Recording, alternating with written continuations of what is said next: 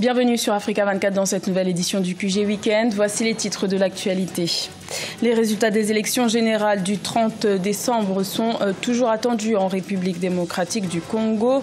Un dialogue pour préserver la paix a été engagé par l'Union africaine avec les principaux candidats. 5 pays africains rejoignent la Banque asiatique d'investissement dans les infrastructures, ce qui porte à 93 le nombre d'adhérents à cette institution financière multilatérale créée par la Chine en 2015.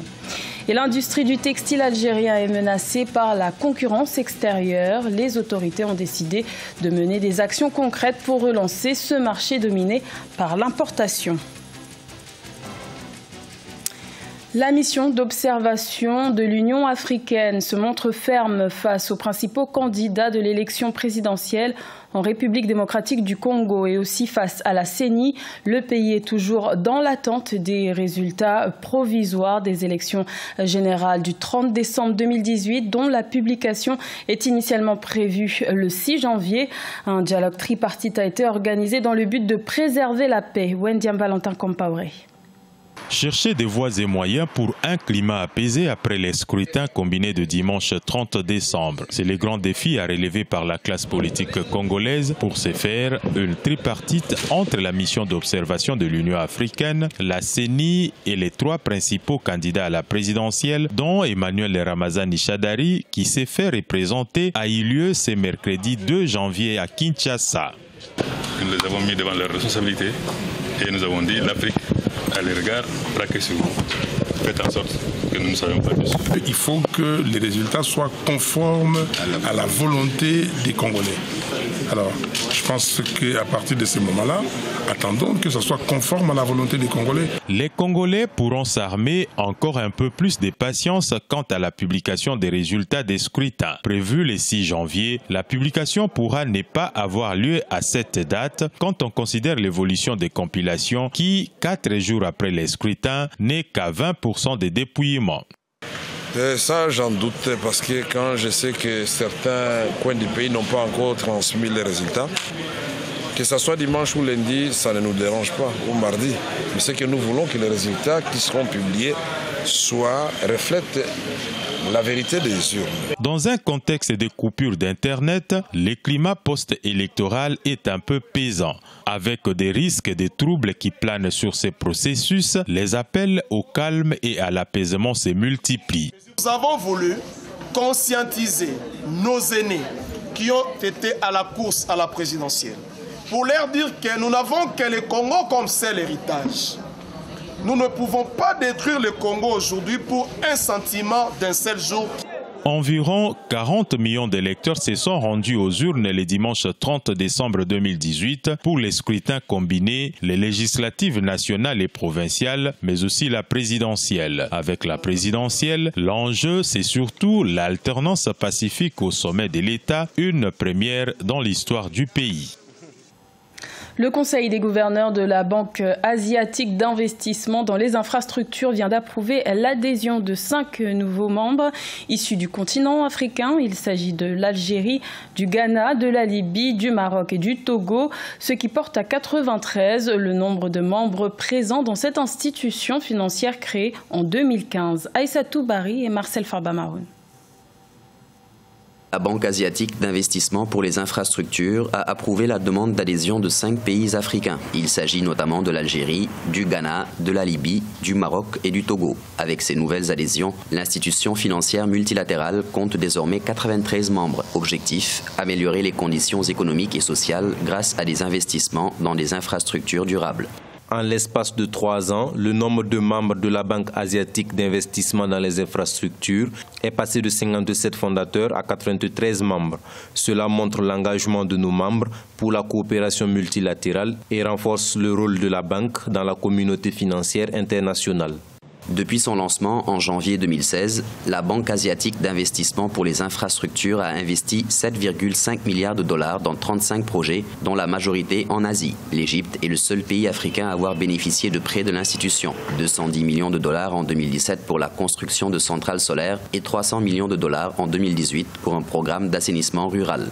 Les pays comme le Togo, le Ghana espère pouvoir financer des projets d'infrastructure tels que l'Égypte l'a connu déjà et de raffermir leurs relations avec la Chine. Bien entendu, maintenant, l'adhésion des pays africains à cette banque va renforcer, c'est vrai, leur dépendance vis-à-vis de la Chine. L'Égypte, l'Éthiopie, Madagascar et le Soudan sont déjà membres de la banque à part entière. Ils ont contribué au capital de l'institution à hauteur respectivement de 650,5 millions de dollars, 5 millions de dollars et 59 millions de dollars. En janvier 2018, la ville de Relizane en Algérie a inauguré le plus grand site de textile d'Afrique et pourtant la production algérienne de textiles reste menacée par l'importation car plus de 90% des vêtements écoulés sur le marché algérien sont importés. Les autorités ont donc décidé de mettre en place des actions concrètes pour inverser la tendance. Vina Nodin. Le secteur de l'industrie textile est un secteur dynamique en Algérie. Chaque année, les Algériens consomment 80 millions de paires de chaussures et 40 millions de mètres de tissu. Mais le président de l'association des commerçants et artisans algériens tire la sonnette d'alarme sur le taux d'importation du pays. L'importation du textile et de cuir de l'Algérie atteint 6 à 7 milliards de dollars. Il est important de réduire l'importation des produits textiles et cuir et d'encourager la production nationale. 90% des vêtements écoulés sur le marché algérien sont importés. Le marché des vêtements croule sous l'importation.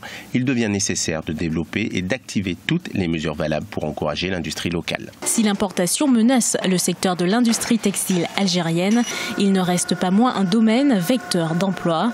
Le nouveau complexe intégré des métiers du textile créé dans le pays en mars 2018 a pour optique de booster les exportations du pays. Il emploiera au total 25 000 personnes. La capacité productive de cette usine a atteint les 30 millions de mètres de fil pour le textile, 12 000 tonnes de filature et 30 millions d'unités pour la confection de pantalons et de chemises. Le secteur industriel représente entre 6 et 7% du produit intérieur brut. Voilà la situation économique de l'Algérie. Il faudrait aller vers de profondes réformes structurelles. L'Algérie met en place des actions ciblées pour résoudre le problème de l'importation. Le premier salon de l'industrie et de l'exportation aura lieu en Algérie du 8 au 10 janvier 2019. Une cinquantaine d'opérateurs économiques, exportateurs, producteurs de produits exportables seront présents selon les organisateurs.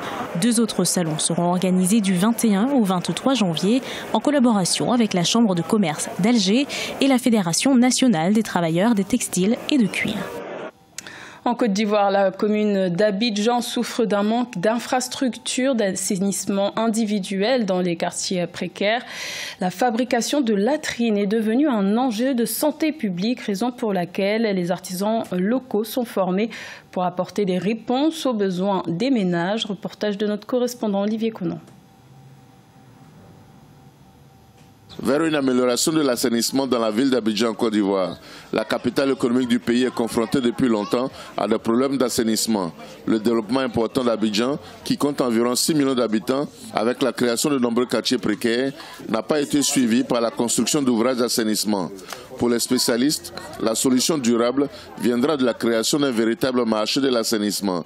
Cela implique que les artisans s'investissent dans la fabrication de latrines adaptées à prix rémunérateur, mais également abordables pour les ménages vivant dans les quartiers précaires. Il y a un avantage entre les bus et puis briques. Je gagne comme un peu de sous. C'est un bon changement pour moi parce que les matériaux qu'on prend pour faire les bus, c'est pas trop beaucoup que comment on appelle briques. Voilà, ça c'est un avantage.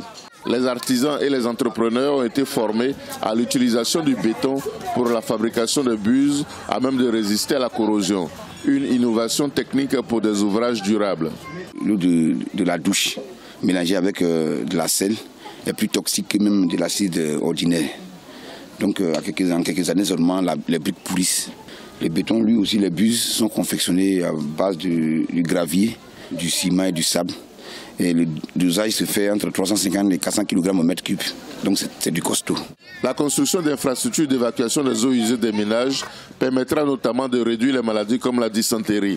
En rappel, le gouvernement ivoirien a en projet l'assainissement de l'agglomération d'Abidjan pour un montant de 530 milliards de francs CFA sur la période 2018-2033 avec la création de 600 km de réseaux enterrés.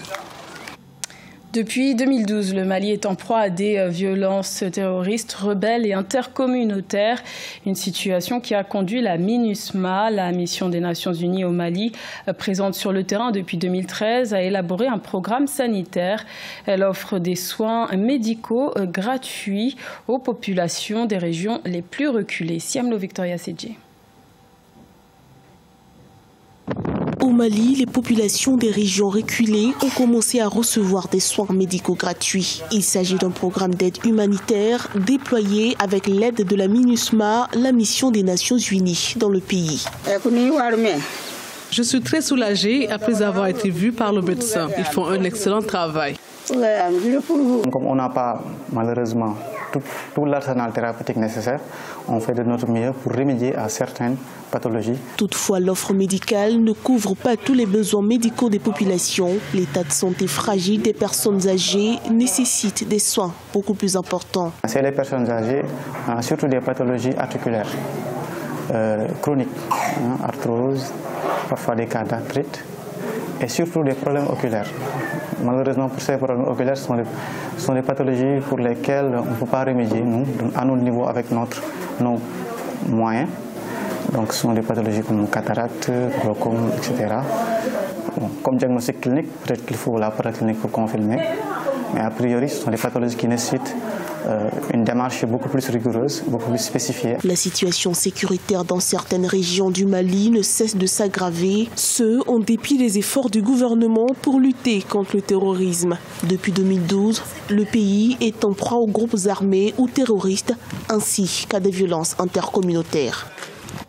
Ce journal a été réalisé par l'ensemble de la rédaction. Merci de votre fidélité. L'information continue sur Africa 24.